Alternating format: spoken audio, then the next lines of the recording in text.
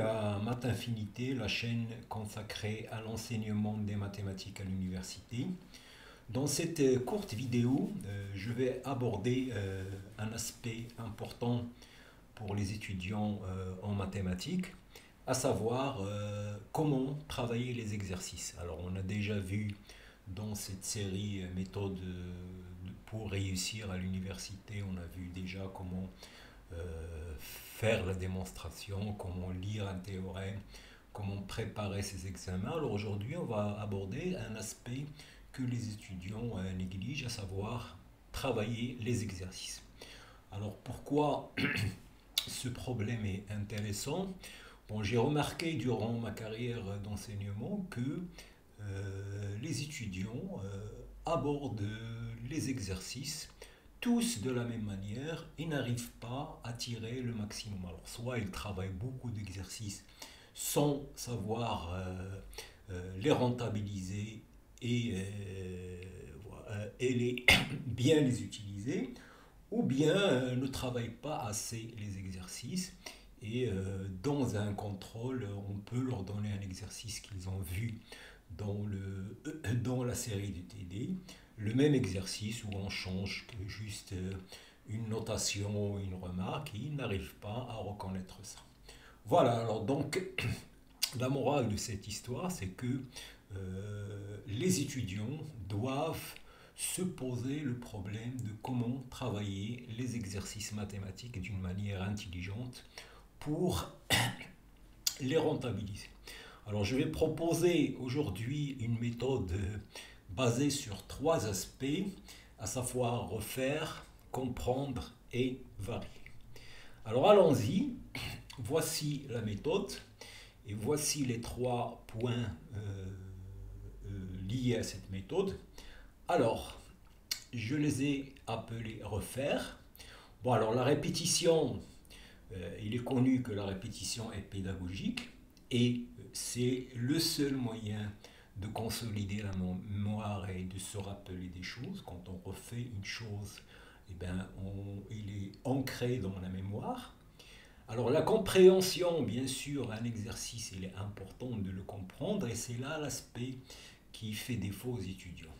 Donc un exercice, il faut savoir tirer le maximum de cet exercice et savoir dégager les notions mathématiques et les méthodes que l'exercice traite et être capable de reconnaître deux exercices qui se ressemblent et de dire que cet exercice il ressemble à celui-là, donc c'est pas la peine que je retravaille celui-là puisque j'ai déjà compris la méthode et les notions mathématiques en question.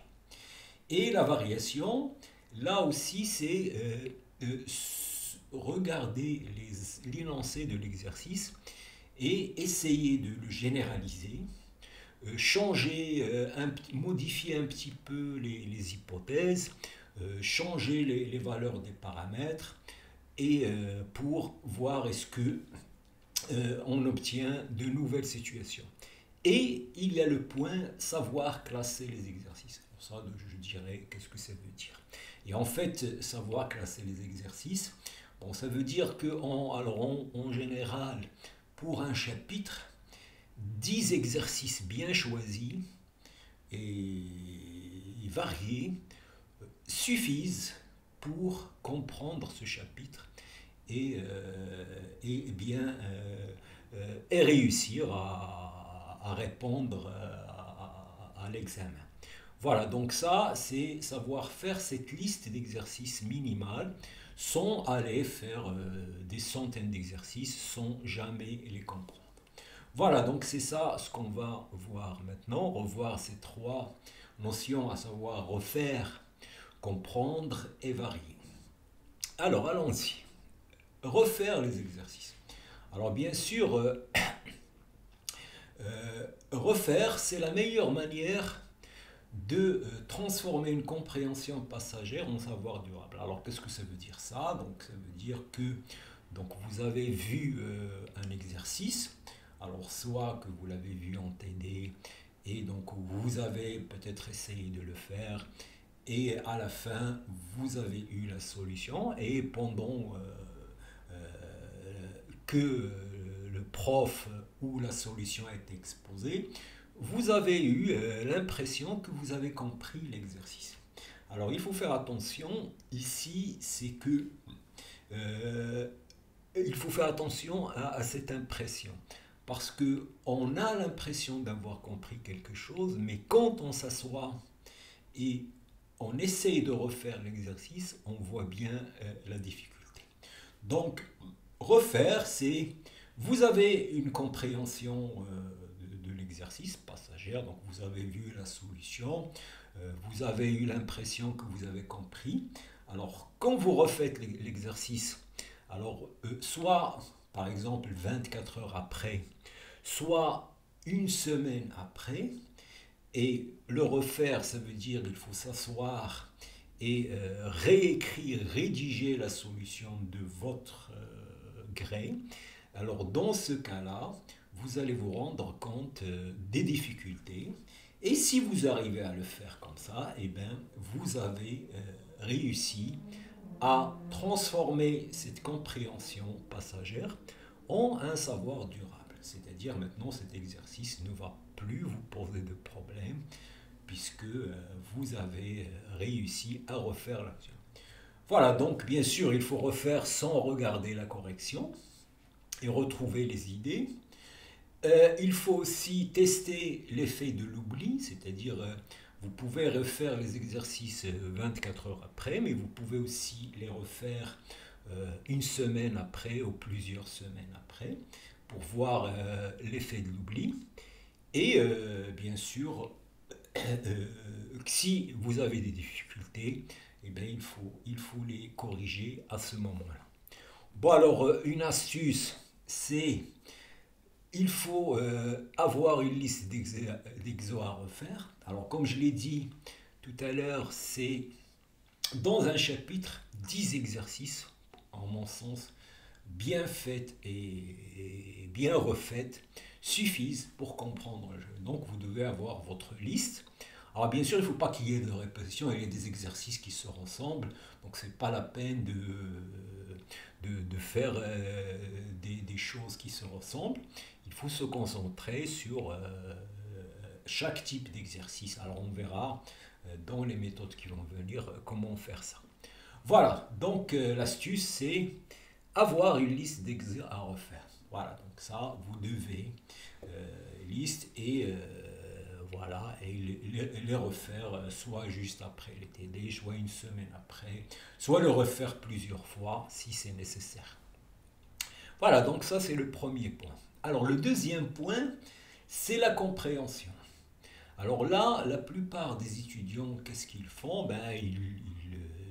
Une fois qu'ils ont fait l'exercice, ils ont trouvé la solution, et ben c'est fini, ils le jettent et ils n'y pensent plus. Alors c'est l'erreur que font la plupart. Quand vous faites un exercice, vous devez à la fin, après avoir fait l'exercice, et voilà, se poser des questions.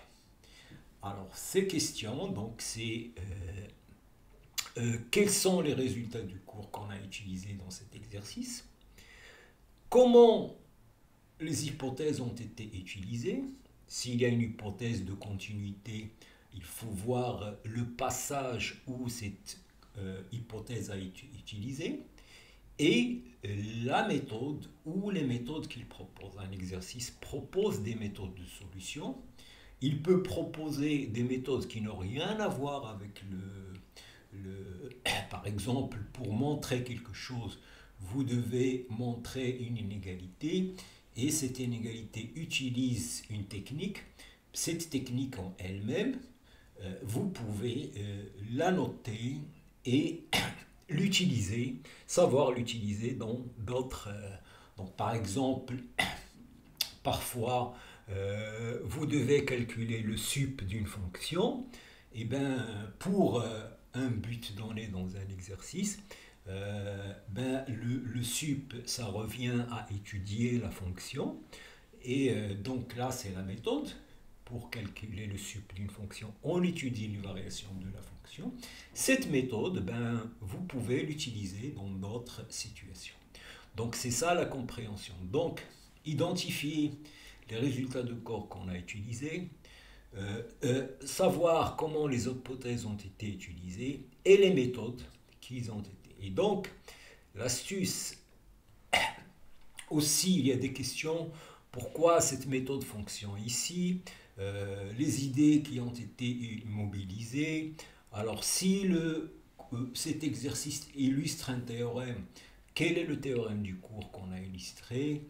Qu'est-ce qui se passe si j'enlève l'hypothèse? Voilà, donc ça, donc toutes ces questions, comme je l'ai dit, voilà, mais la chose importante, c'est de ne pas faire l'erreur que font la plupart des étudiants. Une fois qu'il finit la solution de l'exercice, il passe à autre chose. Là, et après, 2 jours après, il a complètement oublié cet exercice et il n'a rien tiré. Donc ça, à la fin de l'exercice, faire cet exercice-là, c'est-à-dire qui consiste à se poser les questions, voir qu'est-ce qui a été utilisé dans le théorème, les hypothèses, comment ils ont été, les méthodes qui ont été utilisées. Donc là, si vous prenez une demi-heure à faire ça pour chaque exercice, croyez-moi que votre compréhension va s'améliorer et votre maturité mathématique va s'améliorer. Alors, l'astuce, c'est à la fin de chaque exercice, de le décrire en écrivant une phrase. Voilà, de dire, cet exercice montre que si ceci vérifie cela, alors cela est vrai. Il utilise le théorème des accroissements finis, par exemple. Et ici, la méthode qu'il utilise, c'est pour calculer le sup d'une fonction, on doit étudier les variations de la fonction, ou pour montrer que f de x est inférieur à g de x, je dois étudier la fonction f de x moins g de x, etc. Voilà, donc ça c'est important. Donc ça c'est le deuxième point. Pour le premier point, on a dit qu'il faut faire la liste des exercices à faire. Ici, décrire ce que fait un exercice. Alors maintenant, le dernier point, c'est la variation. Alors la variation, ça veut dire ne pas tomber dans le piège de travailler beaucoup d'exercices d'une manière bête. Donc si il arrive qu'un étudiant fait 100 exercices sans jamais comprendre de quoi il s'agit, alors que s'il utilise la méthode de travailler, comme je l'ai dit, 10 exercices bien choisis, où il n'y a pas de répétition et qui abordent tous les aspects du chapitre. Et tous ces exercices, il utilise la méthode que je viens de décrire, et il va gagner du temps et il va aussi bien préparer ses contrôles. Voilà, alors maintenant varier, donc ça veut dire l'exercice, changer le contexte, changer les hypothèses. Vous avez une condition, par exemple dans l'exercice il y a soit A positif, vous pouvez dire qu'est-ce qui se passe si je prends A négatif. Si l'exercice se passe en dimension 2, vous pouvez dire est-ce que je peux travailler ça en dimension 3. S'il traite des nombres réels, vous pouvez dire est-ce que cette formule va rester valable si je prends des nombres complexes. Changer les paramètres. Et je vais vous dire une chose, nous quand on pose un examen, parfois on prend un exercice et on modifie juste une condition alors que l'exercice reste le même. Voilà. Et aussi, une chose importante, c'est est-ce que vous avez trouvé une méthode pour faire l'exercice? Est-ce qu'il y a une autre méthode pour le faire? Et les bons exercices, ce sont ceux qui admettent plusieurs solutions. Et voilà, quand tu termines un exo, alors tu fais une variante. Par exemple, voilà, tu as l'exo ceci, tu peux écrire un autre exemple qui ressemble à ça, où tu as changé un paramètre, où tu as changé une hypothèse, etc. Et la chose aussi importante, c'est classer les exercices. Alors les exercices, il y en a les classiques. Alors ça, comment voir un classique? Donc si vous êtes par exemple sur le chapitre des suites, vous allez faire une petite recherche sur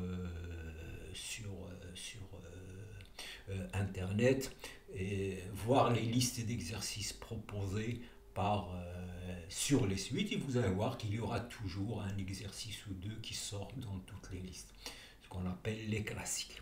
Alors il y a les directs, donc ça les directs qui appliquent directement une propriété du cours. Il y a les astucieux où il y a une astuce et ça aussi il faut dans son parcours universitaire savoir les astuces et savoir les utiliser. Il y a les exercices difficiles. Voilà, et donc comme je l'ai dit au début, 10 exercices pour un chapitre bien, où il y a deux classiques, un direct, un astucieux, un petit peu difficile, ça suffit pour comprendre complètement le cours. Voilà, et donc j'espère que cette vidéo vous sera utile. Donc si donc vous verrez jusque là, donc n'oubliez pas de vous abonner et de liker si vous n'êtes pas encore abonné. Et on arrive à la conclusion.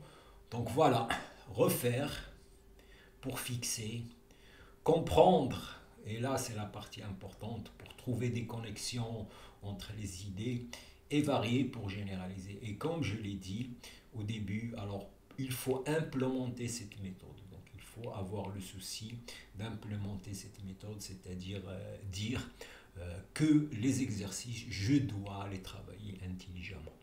Et je ne dois pas continuer à travailler de la même manière que j'ai fait jusqu'à maintenant. Et voilà, et instaurer sa méthode. Et je vous remercie.